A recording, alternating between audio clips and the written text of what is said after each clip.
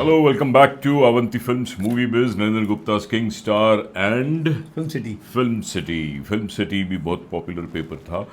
Well, दिग्विजय's Bollywood प्रेमी also is with us. It's a consortium. हम सब मिलके शोज करते रहते हैं. कभी हमारा वीडियो वहाँ नज़र आता है, कभी उनका हमारे में. Well, आज हम बात करेंगे आज की जो लेटेस्ट इस हफ्ते जो फिल्म रिलीज़ हुई है. मैं यहाँ ये कहना चाहूँगा कि अक्सर ऐसे होता है कि हम फिल्मों के बारे में मैं बात कर रहा हूँ, कभी कभी हम फिल्मों का जो ट्रेलर देखते हैं या टीज़र देखते हैं तो उससे काफ़ी हद तक हम लोगों को, खासकर मैंने नोट किया है कि अंदाज़ा तो आ ही जाता है कि ये फिल्म क्या है, वेदर क्या गुल खिलाएगी, कितनी पावरफुल है, ये बातें नज़र आ जाती है. और ऐसा ही कुछ हुआ है हमारी इस हफ्ते की फिल्म राजा साहब का ट्रेलर टीज़र हमने देखा था और हमने जो ओपिनियन दी थी वो तो खैर आपको अभी बताएंगे हम ड्यूरिंग द रिव्यू. काफ़ी हद तक एकदम करेक्ट निकली बातें. फर्स्ट डे से जो नज़र आ रही थी वो ही साबित हुई and really we are happy कि हमारा जजमेंट प्रेडिक्शन काफ़ी हद तक परफेक्ट 99.9% तो ऑलमोस्ट करेक्ट ही होता है. यहाँ वहाँ कभी 19-20 हो गया तो हो गया, but we know what is on the plus side and what is on the minus side. तो अभी हम बात करेंगे फिल्म राजा साहब की. प्रभास की फिल्म है, बहुत बड़ी फिल्म है, 450 करोड़ की फिल्म और साथ में संजय दत्त और भी काफ़ी कलाकार हैं. नरेंद्र जी, लेट्स स्टार्ट अबाउट राजा साहब की. राजा साहब ने क्या राज किया या नाराज किया लोगों को, क्या है रियल बात? सर, द राजा साहब बॉक्स ऑफिस पर इंटरनेशनल भिखारी निकला. चलो, ये फिल्म कॉमेडी और सस्पेंस थ्रिलर के नाम पे कलंक है. क्यों बनाई, किसके लिए बनाई, इसके लिए रॉ की एजेंसी, CIA सबको इन्वेस्टिगेशन करना चाहिए. भैया, इसमें कॉमेडी कहाँ है, रोमांस कहाँ है? Disaster, horribly disaster. मैंने इसको दी थी रेटिंग -5 स्टार. प्लस पॉइंट तो कुछ भी नहीं है. -5 इसलिए दिया मैंने, पिक्चर तो पूरी रद्दी थी.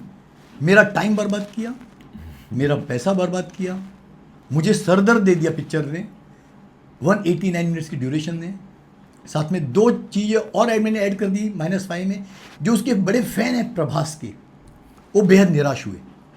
जो डार्लिंग प्रभास, रिबेल प्रभास बोलते हैं, ऑब्वियसली यार, उन फैंस लोग ने रिबेल करके विद्रोह कर दिया पिक्चर के प्रति सर. और साथ ही जो उनकी बहुत बड़ी फैन फॉलोइंग है प्रभास की, नेशनल बोलिए इंटरनेशनल बोलिए, उनके साथ इस फिल्म में विश्वासघात किया है.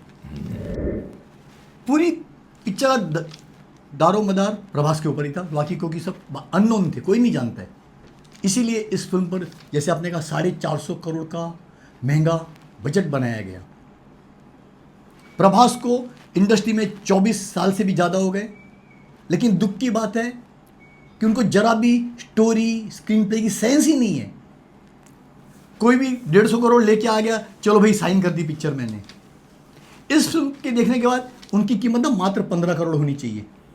It doesn't have any sense. Rajamouli को उनको थैंक्स बोलना चाहिए कि 2 फिल्मों में उनको बहुत बड़ा स्टार बनाया.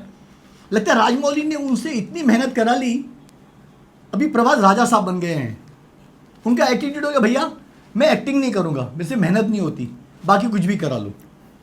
इतना मतलब बकवास, इतना बकवास सर. लेड बैक है, ऑनेस्टली लेड बैक हो गया sir.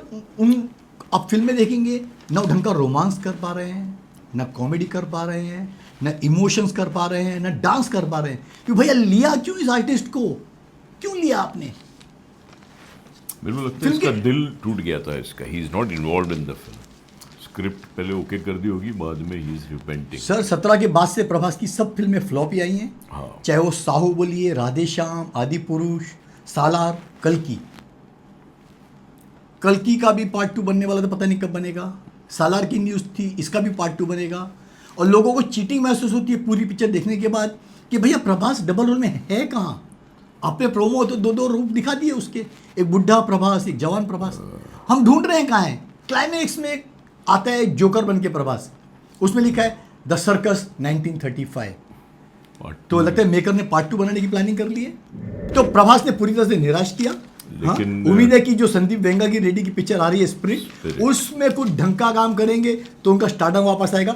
Otherwise finished. Is Telugu sir उनको पूरी तरह से मासी से रिजेक्ट कर दिए आउट एंड आउट। कल मैंने आपके चैनल पे बोला भी था कि is going to be disaster in Hindi, कुछ लग ही नहीं रहा है। मैंने शुरू में इसलिए अभी तो कहा कि अब हम exact- टीजर ट्रेलर तो देख देखने के के बाद- बोलते जा रहे हैं कि हमारा मन नहीं बन रहा है, कुछ क्लिक नहीं हो रही है बात, कुछ वाइब्स नहीं आ रहे हैं, वो पता चल जाता है। और जो तीनों हीरोइन हैं खाली कपड़े उतारने के लिए शोकेस के लिए रखी गई हैं।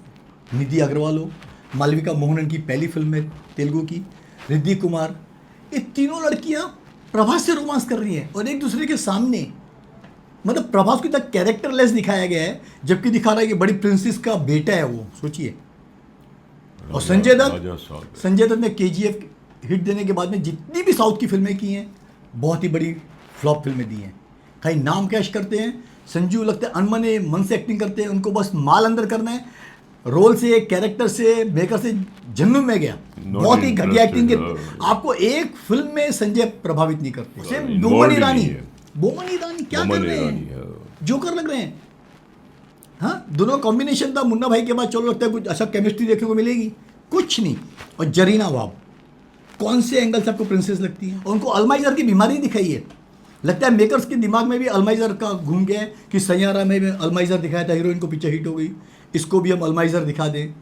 अल्माइजर का 99% लोगों को मीनिंग पता नहीं है, पता नहीं बीमारी होती क्या है। साला ये पिक्चर देखने के बाद हमको अल्माइजर हो गया, हम भूल गए भैया कौन सी पिक्चर में गए हैं। सर रियली दिमाग क्या करा गया पिक्चर देखने के बाद में।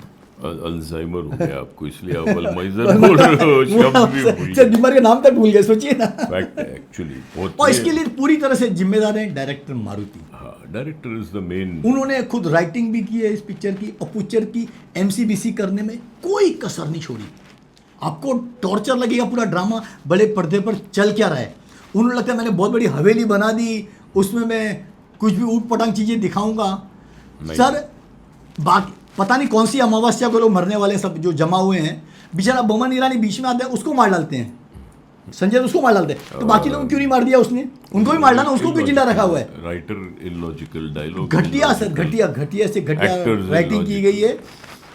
और मारुति पिक्चर उनको जो राइटर है इस फिल्म के डायरेक्टर भी है ना, इनको ना बैन कर देना चाहिए राइटर एसोसिएशन से, उनको निकाल देना चाहिए, हकाल पट्टी कर दीजिए। और सेंसर बोर्ड जो जन नायकन जैसी पिक्चर जो पब्लिक में मशहूर है, लोग देखना चाहते हैं, उसको बैन करता है, उसकी प्रॉब्लम निकालता है। साला बैन तो ऐसी फिल्म को करना चाहिए, सेंसर को सर्टिफिकेट में लिखना चाहिए कि जिसके पास दिमाग है वो फिल्म देखने को नहीं आए। सर एक कैटेगरी देनी चाहिए, जहाँ 12, 15, 18 की कैटेगरी देते हो, एक नई कैटेगरी इजाद कर दो कि इसका ब्रेन नहीं है, खाली वही देखने जाए। रियल लिटरली बोलते हैं, सिगरेट पैकेट स्टैट्यूटरी वार्निंग है, इंजूरियस टू हेल्थ के ऊपर एक आ जाना चाहिए, this film is injurious to your brain and your time, तो आदमी नहीं जाएगा। सर ब्रेनलेस पिक्चर हमारी हिंदी फिल्म के डायरेक्टर भी कई बनाते थे, एंटरटेनिंग प्रकाश तो मेहरा, होती है, मनमोहन देसाई, डेविड हाँ। बहुत, लेकिन एंटरटेनिंग होती थी। आप कुछ तो एंटरटेनमेंट दो। और म्यूजिक थमन का खुद को बहुत बड़ी तोप समझते हैं, सी ग्रेड सर। कानों को समझ में नहीं आएगा कि क्या सुन रहे हैं, कुछ भी ढोल तासे पीट डाले। ले दे कि एक गाना जो पुराना था, कोई यहाँ नाचे नाचे, जबरदस्ती ठूस दिया गया है, तीनों हीरोइनों को कपड़े उतार कर प्रभास के साथ उल्टा सीधा नचा रहे हैं। सर बहुत ही घटिया पिक्चर है, 2 शब्द में बोला जाए। जब मैं बॉक्स ऑफिस की बात करता हूँ, एडवांस बहुत ही खराब था, थर्सडे तक मुश्किल से 1.5 या 2 करोड़ बिके थे। ब्लॉक बुकिंग मेकर ने शुरू कर दी, जैसे कि हिंदी फिल्मों में ट्रेंड है, 5, 5.5 करोड़ का तक का दिखाया उन्होंने। बाद में बोलते हैं कि वर्ल्ड वाइड हमारा 50 करोड़ का एडवांस हो गया। क्रैप, झूठ है। हिंदी का एक्चुअल कलेक्शन कल का 5 करोड़ के आसपास है। पैन इंडिया टोटल बोले जाए तो 33 करोड़ था रात तक, लेकिन मेकर्स ने रात को के जमकर टिकट फाड़े और दिखाया जा रहा है 44 करोड़ फर्स्ट डे का। ये हिंदी में प्रभास की सबसे लोवेस्ट ओपनिंग वाली पिक्चर है सर, द राजा साहब। प्रभास सेटल ही नहीं हो पा रहा है हिंदी में, बॉलीवुड में एक्सेप्ट ही नहीं हो पा रहा है, in spite of having a good face. अगर उसको करेक्ट डायरेक्टर पकड़े, अगर वो डायरेक्टर करेक्ट पकड़े, स्क्रिप्ट की सेंस रखे, तो वो कुछ मार्क कर सकता है। But he is become careless, जैसे आपने कहा ना, राजा साहब समझने लग गया है वो एटीट्यूड नहीं चलेगी यहाँ। You have to be careful about what you are selecting. This is a bad film, and ऐसी फिल्मों के जो मेकर्स हैं उनके ऊपर साला क्रिमिनल पनिशमेंट एक लगनी चाहिए उन पे। दिस इज अ क्राइम, आप टॉर्चर कर रहे हो लोगों को यार, थिएटर में बुला के। यू शुड नॉट रिलीज यार, burn the negative, why are you torturing us. Sir Hindi में ये आलम था, फर्स्ट डे फर्स्ट शो मुश्किल से 8-10 दिन थे हम लोग जब दिखने गए, और पैन इंडिया हिंदी के बहुत सारे शोज कैंसिल हो गए। और इसलिए मजबूरन थर्सडे को लगता था कि पिक्चर नहीं चलेगी। मेकर्स ने 1000-1200 की टिकट रख के इसका प्रीमियर और पेड शो किया था थर्सडे को। भाई जो लेकिन बैटिंग इतना बस चल रही थी वहाँ पर, लोगों से शो शुरू नहीं हो पा रहे थे, बोला परमिशन नहीं मिली हमको। वहाँ पर परमिशन लेनी पड़ती है ना गवर्नमेंट से, अगर आप टिकट के रेट बढ़ा रहे तो 8-10 करोड़ दिखा रहे हैं कि पेड प्रीव्यू से कलेक्शन हमको आया। ये खाली लोगों को बेवकूफ बनाना तरीका है पेड प्रीव्यू दिखाने से लेके। ये आलम तब है ये कलेक्शन का जब बहुत बड़ी मैसिव हिट पिक्चर जो एडवांस में थी, जन नायक गण, वो पोस्टपोन हो गई। वो तो इतना अच्छा मौका था, एडवांस तो जबरदस्त था पूरे हिंदुस्तान के, पूरे वर्ल्ड के अंदर। लेकिन मेकर्स ने माफ़ी मांगी कि कोर्ट कचहरी के कारण हमको पिक्चर पोस्टपोन करनी पड़ गई है। जैसे मैंने पहले कहा था कि कोई अड़चन नहीं आनी चाहिए कोर्ट के ऑर्डर में, वही हुआ। जज साहिबा उषा जी ने ऑर्डर दिया कि पिक्चर को यूएस सर्टिफिकेट से तुरंत पास कर दिया जाए। ये चंद लम्हों की खुशी थी। डिवीज़न बेंच ने पिक्चर पे अगेंस्ट स्टे लगा दिया कुछ ही घंटों के अंदर, और अब दे दिया कि पिक्चर की जो बाकी है फॉर्मेलिटी उसकी सुनवाई टाली जा रही है 20 जनवरी तक। तो 20 जनवरी को सुनवाई होगी, उसके बाद डिसाइड करेंगे। क्या है ना पॉइंट, जो उसमें चाइल्ड मोलेस्टेशन के ऊपर एक सीन है जिसके ऊपर विवाद हो रहा है। उन्होंने कहा इसलिए हम यूए देते हैं, मगर जो विजय जी हैं और बाकी जो लोग हैं वो बोलते हैं नहीं आप प्लीज़ इसको निकालो, this is child education, we are trying to show that how to understand the touch and all that. काफ़ी कंट्रोवर्शियल एक सीन है जिसकी वजह से, जो मैंने अभी सुना, मेरी बात हो रही थी चेन्नई किसी से, एक डिस्ट्रीब्यूशन सेक्टर के हमारे दोस्त है, तो बोला this is the main cause that he is not accepting, he is saying it is a child educational field and why are you calling it obscene and vulgar, let the child understand what is child molestation. Sir ये censor board की जो members हैं ना, मेरी निगाह में bunch of jokers हैं। सही है, इनको कुछ समझ नहीं है। ये पिक्चर जब सेंसर आपने मेकर्स को कन्वे कर दिया, ईमेल कर दिया कि पिक्चर आपको यूएस सर्टिफिकेट पास हो गई है, अब उसके बाद नुक्स निकाल रहे हो, ये सरल से गलत है ना सर। मेरा मेन मुद्दा वही है कि जब ये आप पहली बार देख रहे थे, आपने जो ऑब्जेक्शन ली उस टाइम पे ऑब्जेक्शन कहाँ चले गए? डिफेंस एम्बलमनी का मिसयूज हुआ है, चाइल्ड मॉलेस्टेशन का है, कम्युनल हार्मनी नहीं बनेगी, काफी एक्सेसिव वायलेंस है, तब आपको समझ में नहीं आया पिक्चर देखते टाइम पहली बार। तो ये मौखरी एक्चुअली सेंसर बोर्ड के नाम पर। Yes, you need specialists. I think in censor board, government should listen to this. कुछ फिल्म इंडस्ट्री के लोग भी होने चाहिए। दे अपॉइंट, कोई टीचर होता है, कोई इंजीनियर, पता नहीं किसी को भी बोलते हैं आ जाओ, कोई मंत्री की दोस्ती है किसी की, मंत्री से लेटर लिख के लाता है, बोलता है हाँ भाई मैंने भी सेंसर में। कितनी बार बॉम्बे का नाम नहीं लूंगा, कितनी बार हमारे बॉम्बे सेंसर बोर्ड में पॉलिटिकल पार्टी की जो पीए रहते हैं, जिनका फिल्म से कोई लेना देना नहीं है, वो सेंसर बोर्ड में है। कितनी हाउस होल्ड जो लेडीज़ है, पता नहीं उनका क्या कनेक्शन था, वो सेंसर बोर्ड में, जिनको समझ ही नहीं है फिल्मों की। सर इन नटशेल द राजा साहब भिखारी निकला, बहुत बड़ा फ्लॉप निकला। प्रभास की स्टार्डम की धज्जियाँ उड़ गई। देखते हैं 27 में जो उनकी पिक्चर आएगी स्पिरिट कितना बचाती है उनको। इसके साथ ही एक हिंदी डब करके रिलीज हुई पिक्चर लालो, गुजराती में बहुत बड़ी ब्लॉकबस्टर थी। मात्र 50 लाख की कीमत से बनी पिक्चर ने 125 करोड़ का बिजनेस किया। पता नहीं, लेकिन हमारे मेकर्स जो हैं, चाहे वो साउथ के हों, गुजराती की हों, पंजाबी की हों, क्यों समझते हैं कि उनकी लैंग्वेज में पिक्चर चल गई तो इसको पैन इंडिया हिंदी देखेगी पिक्चर। सर ये पिक्चर इतनी बड़ी डिजास्टर साबित होगी ना, अगर 50 लाख का बिजनेस भी हो जाता है ना तो बहुत बड़ी बात होगी। इसके साथ ही 2 हिंदी डब फिल्में और आई थी सर। एक थी रुशबा, मोहनलाल की डबल रोल वाली पिक्चर, पुनर्जन्म की।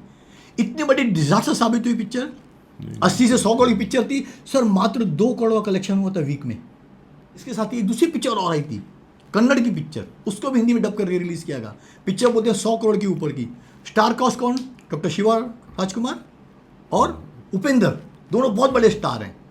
एक ठीक है माइथोलॉजिकल टच दिया था, यमराज और शिवजी भगवान की कहानी थी, मेकिंग जबरदस्त थी, बहुत बड़ी फ्लॉप साबित हुई अगेन बॉक्स ऑफिस पर। इन दोनों फिल्मों को हिंदी में डब करके रिलीज किया गया था। अभी राजा साहब पूरा तेलुगु आपका तामझाम में क्यों हिंदी में रिलीज करते हो यार? प्रभास को उधर ही रहने दो स्टार बड़ा। हिंदी ऑडियंस को ऐसे घटिया सिनेमा से कोई वास्ता नहीं है।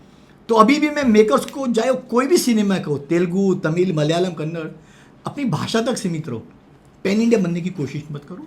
हिंदी ऑडियंस का टेस्ट काफ़ी डिफरेंट है। फिर वो चाहे वो KGF का एक्टर यश हो, प्रभास हो, विजय थेलपति भी हो। विजय थेलपति को बहुत बड़ा स्टार मानते हैं, ठीक है, लेकिन हिंदी में उसकी पिछले 15-20 सालों में कोई पहचान नहीं है, कोई पहचान नहीं है। खैर नाम जानते हैं जो ठीक है। इससे साउथ के जितने भी बड़े स्टार रहो, चाहे वो रामचंद्रन हो, शिवाजी गणेशन हो, NT रामाराव, चिरंजीवी, लंबी चौड़ी लिस्ट है, कोई भी हिंदी फिल्म इंडस्ट्री में नहीं चला सर। उनकी अपनी एक आए, टेरिटरी है बस, अब वही दिया regional। जला के चले गए बस सर, यहाँ पर नहीं है उनका अस्तित्व हिंदी फिल्म इंडस्ट्री में नहीं है सर। राजा साहब ने ये भी प्रूव कर दिया कि अगर कंटेंट नहीं है, हीरो के बल पे, स्टार के बल पे आप मत नाचो। कुछ नहीं होता जो हम भी बॉलीवुड में भागते हैं कि स्टार होगा तो यार ओपनिंग बम्पर हो जाएगी, बच जाएंगे, ऐसा कुछ नहीं है। This is proved, content is the king. ऐसी अगर हॉरिबल फिल्म होगी तो कोई स्टार क्या, खुदा भी आके आपको नहीं लेकिन हमारे गधे घोड़े बेवकूफ उल्लू के पट्टे जो प्रोड्यूसर हैं वो तो बैक खोल के खड़े रहते हैं, अरे प्रभास आ गया, रजनी सर आ गया, विजय थलेपति, ये प्रॉब्लम ये है ना सर। हीरो वर्शिपिंग ज्यादा है हमारे यहाँ। एग्जैक्टली, हीरो वर्शिपिंग सब जगह है। I don't know why sir, we still like slaves. क्यों ऐसे हम लोग प्रभास क्यों नहीं ने जागते? 2017 की लास्ट हिट फिल्म दी थी, 9 सालों में कम से कम प्रोड्यूसर का ना 1000 करोड़ से ज्यादा बर्बाद किया, मिनिमम 1000 करोड़ बर्बाद किया। उसके बावजूद उनको सीख नहीं आती है मैं ऐसी फिल्म क्यों बनाए। लिमिटेड बजट में बनाओ ना। प्रभास को अगर बहुत बड़ा स्टार है तो प्रॉफिट शेयरिंग में हिस्सा दो। चल तेरे 1000 करोड़ पिक्चर हुई, कल अभी 2 फिल्में 3 फिल्में पार्ट 2 अनाउंस की है, कब करेगा प्रभास काम? नहीं बनने सालार बनने का ठिकाना नहीं है। कल की के स्टार कास्ट ही फाइनल नहीं है, इसका भी अनाउंस कर दिया मेकर ने लास्ट में कि हम पार्ट 2 लेके आ रहे हैं। अरे क्या लेके आओगे तुम लोग यार? एक सर्कस ही कर लो लाइव कहीं यार, उधर हाई ग्राउंड्स में। सही कहा आपने, सर्कस ही कर लो। Anyway, with that sad note कि सच अ बिग फिल्म, इतनी महंगी, 450-500 करोड़ इंटरेस्ट मिलाओ तो इतनी महंगी film is a disaster. Total पानी में गया पैसा, down the drain. We request Prabhas ji to please be careful next time and be sensible in choosing what you are choosing, and with that तो हमारे राजा साहब discouraging, यानी प्रभास को समझना चाहिए कि प्रजा यानी कि जनता, ऑडियंस, वो सबसे बड़ी किंग है। आप किंग मेकर नहीं हो, जनता किंग मेकर है जो आपको राजा साहब की पदवी देती है, बड़ा बनाती है सर। तो भी राजा साहब तो राजा साहब नहीं, उनके सेंटीमेंट से खिलवाड़ मत करो। अपने फैन लोग की तो पूरी ठोक डाली। फैन लोग पता नहीं आपको कितनी भर के किलो के भाव से गालियां दे रहे होंगे। अभी जाके माफी मांगो, और जो मेकर को लॉस हुआ है उम्मीद है कि आप कुछ भरपाई करेंगे उनकी सर। आने वाले दिनों में एक अपॉलजी तो देनी बनती है उनको, पूरी टीम को बनती है सर, सबको देनी बनती है। With that note we take your leave, see you soon, thank you.